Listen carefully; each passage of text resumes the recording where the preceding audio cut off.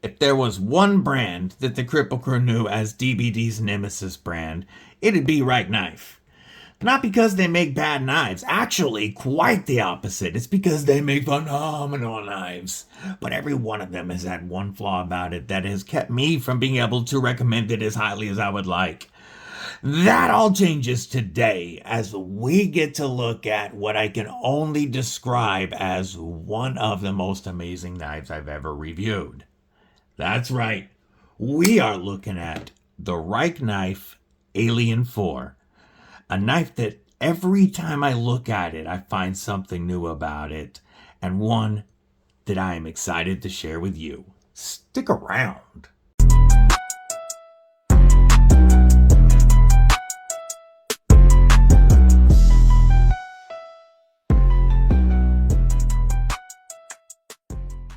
What it do, Kripple Krew? EDC with DBD, disabled but deadly, and we are taking a look at a completely nutty knife today. Before we do that though, stab that like button, like you mean it. Make sure that you /subscribe and that you bash that bell for notifications so that you don't miss anything. Also, if you like what I do here at the channel, it only costs a couple of bucks a month to become a member of Kripple Krew Inc., where you gain access to members-only content and frequent members-only giveaways. That couple of bucks a month really helps me be able to keep bringing in the dope knives that you want to see, but of course that's completely up to you. All right, like I said in the intro, I've had a bit of a love-hate relationship with Rike Knife because I've been very stoked to check out every knife, and every knife has disappointed me in some way. Check out my most recent Rike Knife video dealing with dangerously laid detent. But that is not what we are dealing with today. We are looking at, quite simply put, one of the nicest, most engineered, and most well-made knives I have ever handled. This is a Richard Wu design, and it really shows off Rike Knife's manufacturing capabilities. They might be one of the most capable manufacturers in the world. So, to start off with the specs on our Richard Wu designed Rike Alien 4. Yes, this is a continuation of the Alien series. I have seen the Alien 6. The Alien 4, oh my geez, is so much better. So, our overall length on this is 9.05 inches with a 3.74 inch Damasteel blade with a upswept Persian design. We have a flat grind and a beautiful mirror finish, a definite fingerprint magnet, but a beautiful mirror finish. This 9.05. This 9-inch knife comes in at only 3.5 ounces, partially due to our blade stock thickness of only 70 thousandths. Yes, this is the thinnest blade that I have ever experienced, and it is wicked, scary, sharp. Whoop, that was my fault there. This blade can make confetti all day long if you want. It's very, very thin, and our flat grind gets very thin behind the edge. We'll put this back up. There we go. Probably not. Oh, now it looks like crap. Messing up Kripple Krew Studio. You know, this high dollar studio we got going on here. All right, man, wasting more time fixing that then. Okay, good enough. We have beautiful integral titanium handle with just insane milling. The amount of time it took to program the machines, the amount of time each of these handles has to spend on a machine, and the fact that if they make a mistake, the entire handle has to be scrapped. Makes this even more impressive. And then our blade is mounted not in the traditional way, but is mounted to this integral titanium piece. This is all one piece.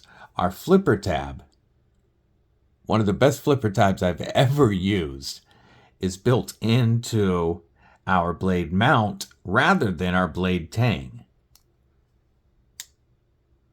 It's a very interesting way to do it. I've never seen this before, and I really like the way that flipper tab is rounded and jimped all the way around. The cutout in the integral scale looks really cool, and it works with either a push button or a light switch. Very snappy action, very well-tuned detent, and guillotine drop.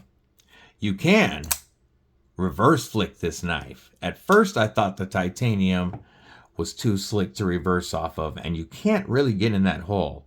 But I did learn that actually once you find, it's easier not under the camera, but of course, now that I'm under camera, I can't do it. There we go. Once you find the right spot, it's actually pretty easy to reverse flick. And from there, I can either go right into a saber grip behind that flipper tab, which feels great because of the curvature of this handle and the dip right here from my thumb. There's no jimping up top, but we've got that like alien spine continued along, so it does lock you in. Or from this position, when I flick it open, I can easily go into the forward choke position. The curved spine really makes for amazing ergos wherever I grab it. I can even choke way back if I need some reach. Turning it around to cut straps, cut towards you is more comfortable than you would expect. If you had to use this in a beef jerky Avenger grip, this spine really makes it comfortable for gripping, and with that finger or that flipper tab, I have no worries that I'm going to slide up to the blade. Flipping it around this way, now that pocket clip is locked in my hand, and in a beef jerky Avenger grip, I feel even more locked in. Now this is a thin blade stock, so even though it's a Persian style blade, which is very, very tactical because of its poking and slashing ability, it's not the knife that you're going to be choosing for beef jerky defense. However, you use what's on you at the time, which is why even on a knife like this, I'm going to check out the different grips, because if this is what's on you, it's what you're going to use. The frame lock locks up at about 30%, but the thickness of our titanium piece there is rather chunky, so that's plenty of lockup. We have no lock stick. As you can see, it's just easily moves out of the way. Because we are, let me see, make sure something real quick. All my flashlights are moved on me. Where do I put this one? There we go. I'm trying to see. Okay, there is a steel lock bar insert. That's what that screw there is. And you can see our detent ball right there. Like I said, the detent itself is great. As soon as it breaks that detent, it's opening up. It takes no effort, and the blade just glides to that open position. Pinch grip, I can really use that belly on a flat surface for some cutting or in a utility style grip, and I can get that tip down. It's not the easiest, but I can get that tip down for precision work. My homie G-Ball Vision challenged me to carry a Persian style knife for a week and just see how useful the blade shape is, more than I would expect. And I have been carrying one of my other Persian style blades for a minute and been using it more for EDC than I have in the past. Very, very pokey. I'm going to give you a couple of size comparisons. First, I'll start with that other one that I'm carrying. That is the Kubi Scimitar. We are looking at a little shorter, but a very similar style of design. And I have been using this more for EDC and finding this Persian blade shape more useful than I ever expected. Previously, I carried this mainly as an offhand knife for, backing up my primary hand holding a cordless hole punch. However, I have been carrying it more and finding that it is rather useful, more than I expected. Some size comparisons. How about Spyderco PM2 Wharncliffe Rendition, which is going to come in a fair amount shorter. We're looking at a little over half an inch shorter overall length than our Alien 4.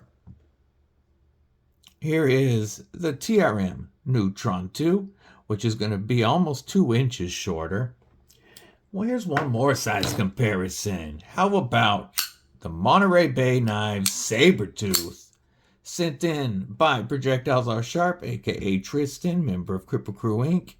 And even this beast is going to come in a quarter of an inch to maybe 3/8 of an inch shorter. So we are talking about what I would consider not just a full size, but a large knife. And yet, the weight is perfectly balanced. And it feels a lot more nimble than its size implies. Plus, it's got a pretty narrow pocket presence. And this pocket clip does go in and out of the pocket very well. Holds nicely. It's just the right tension. The ball bearing works to slide it in and out of my 511 tactical pants, and I don't have any problem going all the way up to here, which does leave a little bit out for you to grip. It is tip up as the gods intended and right hand only. You do have a little lanyard spot on the back. That blade stock, though, is what really makes this such a perfect slicing tool. Oh, so how much? I know you're wondering. A knife this nice has got to be expensive. I mean, integral, Damasteel, all of this milling. It's a $500, $600 knife easy, right? Well, when I tell you that they include the titanium Protect Tool B, then you're going to think it's even more expensive. They call this the pin tool on the website. However, I have not found any way to write with this.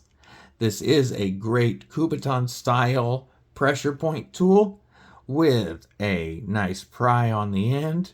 We have a ceramic ball bearing glass breaker. If you're going to have a glass breaker, that's what you want. That might be tungsten. I think it's ceramic. We have a bottle opener and a hidden driver that comes with a double-sided T6 T8 bit for maintaining your knife. Now, our pivot is T8. While it looks like all of our other screws are T6s,